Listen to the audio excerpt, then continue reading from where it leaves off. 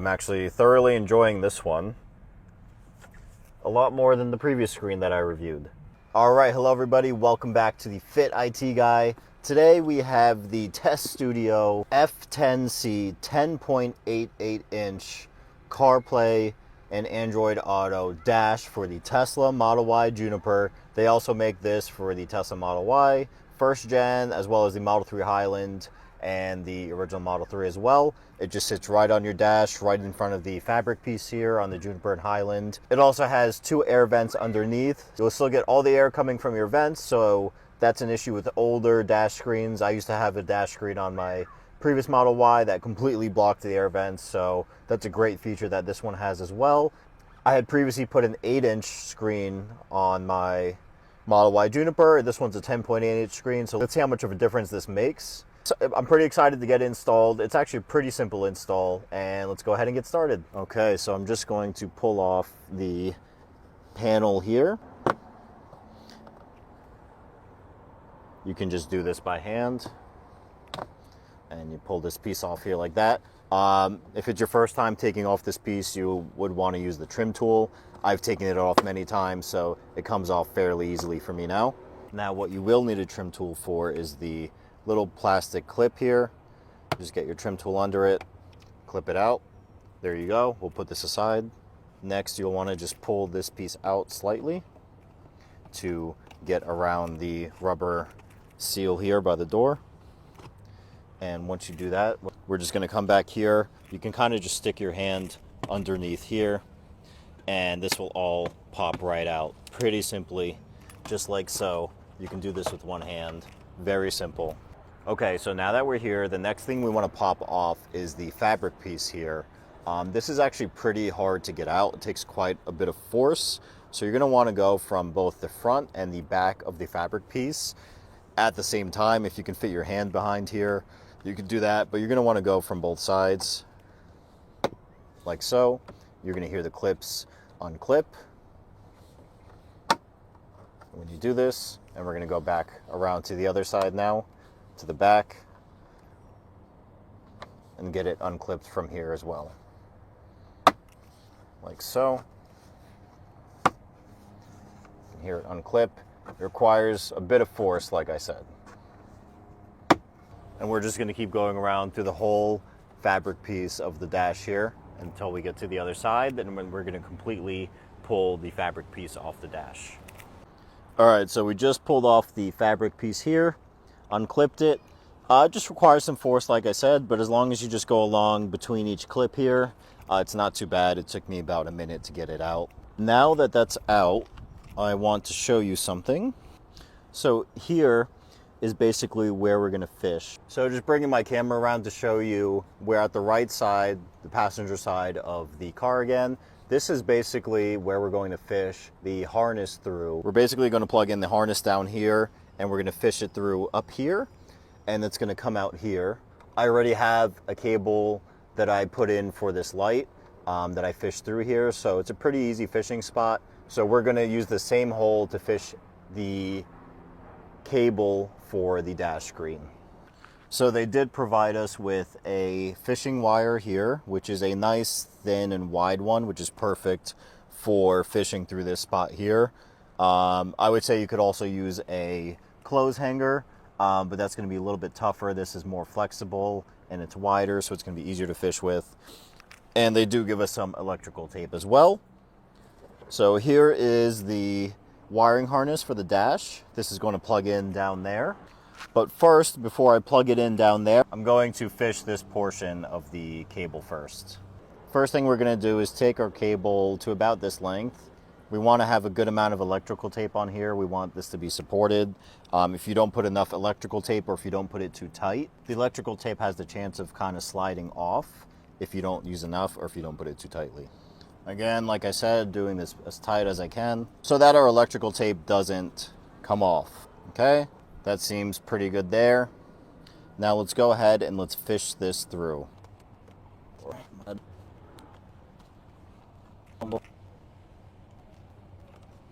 Ooh, ooh. So as I was saying, we're going to go ahead and pull it through here.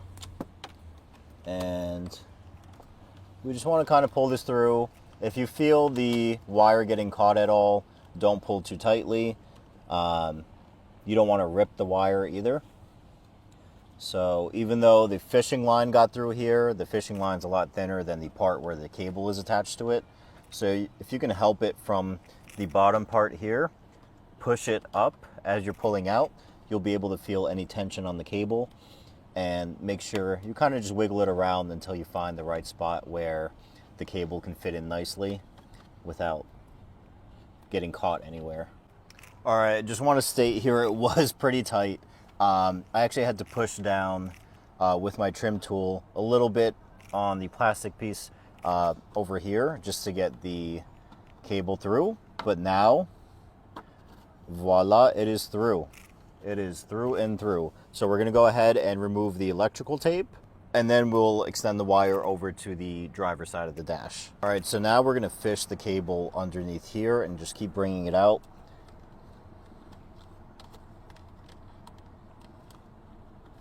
Like so. So we're actually going to fish it through here and pull it out from this big middle centerpiece there. Okay, and I just fished this one more time through here. We just want this to be as neatly fished as possible. You could probably get away with having the wire on top, but I just like things to be neat. The more wire you can fish, the better, as long as it all fits in here and you can get it out, which looks like we were just able to get it out. So that's perfect. I'm going to go ahead and take this piece that comes with the kit as well. This will plug into the connector that we just fished. These two plugs will plug into the dash screen. All right, so we're going to go ahead and plug in the connector to the cable that we just fished. And now we can plug in the dash screen with these two cables here. It only goes in one way. There's two arrows to point where it clips into, just like so. And it does have this tape here, so what I'm going to do is take this tape off just to let the wires come out down the middle for an even cleaner look for the wires here. Okay, so now we're going to go ahead back to the passenger side of the car, and we're going to plug in the cables and make sure that the dash screen works. So we're going to take these connectors here. They gave us 3 separate connectors. So we have the AMD power plug, and we have the AMD CAN bus connector here. This one looks like it's a different one for the Model S and X, it seems. So we're not going to plug this one in. We're just going to plug in the one that says AMD power plug and the AMD CAN bus. I already have a few accessories. You'll notice that the connector comes with the male and the female side. The reason they do this is so that if you're attaching multiple accessories, you can still plug into the female, kind of like a daisy chain, as you see here that I currently have. So I have a female connector for my last accessory that I installed. I'm going to plug this in here. And now I have another female connector for the next accessory that I want to install. So that was the AMD CAN bus connector. Now I'm going to plug in the AMD power plug, which is this one here. And before we do that, I'm just going to go to the car screen here. I'm going to click on safety, and I'm going to click all the way down at the bottom, power off. I always do that before unplugging this power cable here. So this is the car power cable. I'm just going to go ahead and daisy chain into the last modification that we did, which was this one. And then I'm going to plug the car power into the female connector that came on this harness. So now I'm going to go ahead and go back to the other side and power the car back on, and we'll take a look at the dash screen and see if it turns on. See, the dash screen came on. It looks great. This is a nice big screen. It actually has our battery percentage and our miles till empty next to each other, so that's actually pretty cool. Usually on the Tesla screen, you have to tap on the percentage if you want the miles and tap back on the miles if you want the percentage. So you have both there next to you, which is pretty cool. You have the speed limit sign, and you have your tire pressure here. It's not showing yet since we didn't put the car in drive. You usually get your tire pressure about 30 seconds after putting the car in drive. And if we swipe, we can see certain things here. So we see the car's total miles right now are 801. We can see distance of current trip, our energy consumption, CarPlay, Android Auto, Miracast, and AirPlay. You can actually AirPlay to the screen. I'm actually curious to try that. Oh, and we can also control it too with the scroll wheel. So now that we confirm that the car dash is working, let's go ahead and put the fabric piece back on the top here, and then we'll verify, and then we'll fully seat the dash screen here so that it doesn't move anymore and it's sitting flush with the dash. Also, I changed the car model to the Model Y Juniper in red, so that's a cool design up there. I wish we could change the wheels as well. Unfortunately, we can't. So there's this little wedge here that kind of wedges in, and don't worry, it has some nice material here that's not going to scratch the car at all, but this wedges in between the bottom of the dash and the black backing here, so you just kind of have to wedge it in. So what I'm actually going to do now is tuck these wires back in here, so I can tuck this connector back in. It was a bit of a tight fit, there we go. And then we can tuck in the rest of these cables too. There was plenty of room in here to kind of stick them back in. And I'm also going to tuck this one back there also, since we're not using the camera cable. Before I do that though, I'm actually going to put some electrical tape around these two, just to give a little barrier if for whatever reason they would ever rattle. It kind of softens up the exterior, since that's kind of a plastic, and the electrical tape will make it soft. But the second reason for this is I don't want this cable to ever get disconnected. Let's say I wanted to add another accessory and pull some wires through here. I wouldn't want this cable to get disconnected at all. There is the chance, since it's a little tight in here, that when you try to pull it back up, you may disconnect it. So I'd rather just tape it up and not have that happen. Okay, so now I'm going to clip the fabric piece back in, like so.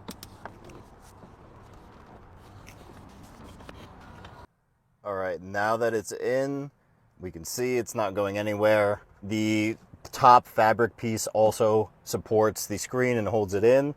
We can peel off the little plastic protector here, and we have our full screen, super bright. Let's press the brake. You see we get our little notifications here when we press the brake and all that.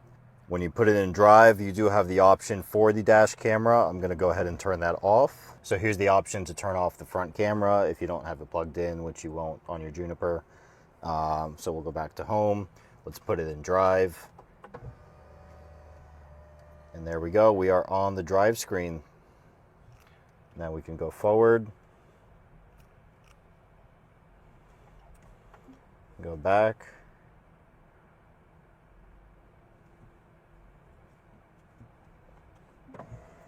And there we go. We see our PSI showed up here. I do need to fill up these tires a little bit. So we're going to go ahead and turn on CarPlay now. Go to CarPlay here. I'm going to connect on my phone.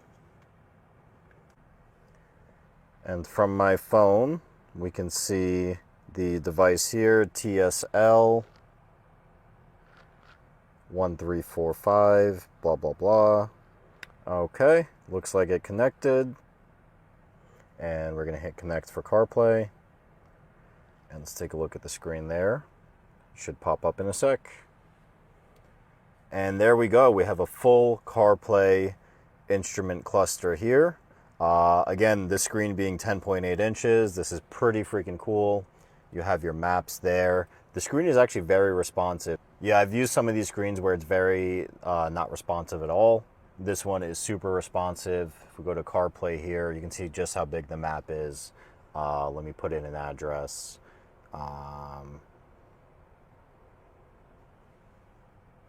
Put my favorite Turkish restaurant here, and we can hit go and see just how that looks. That's so freaking cool. Yeah, this is a great size display. It's actually really nice. I think it's definitely better than the 8-inch.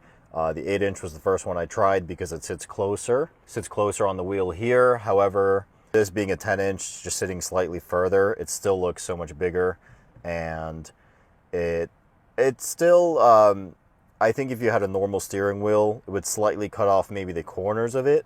But with the yoke, you have a perfect view of the dash screen, so that's pretty cool. I'm gonna put everything back together here, and then we'll put a quick, we'll go for a quick drive. All right, I'm actually gonna go ahead and watch the car drive us to Whole Foods here with CarPlay. You see, I forgot to put Whole Foods into the car, into the car maps too for FSD, but I'm gonna go ahead and use FSD here. All right, letting FSD take over. So with the CarPlay screen, we can have FSD on full view here and still have a full view of our maps, unlike the Tesla navigation. Personally, I am still a fan of the Tesla navigation. I stopped using CarPlay 3 years ago now, since getting my first Tesla Model Y.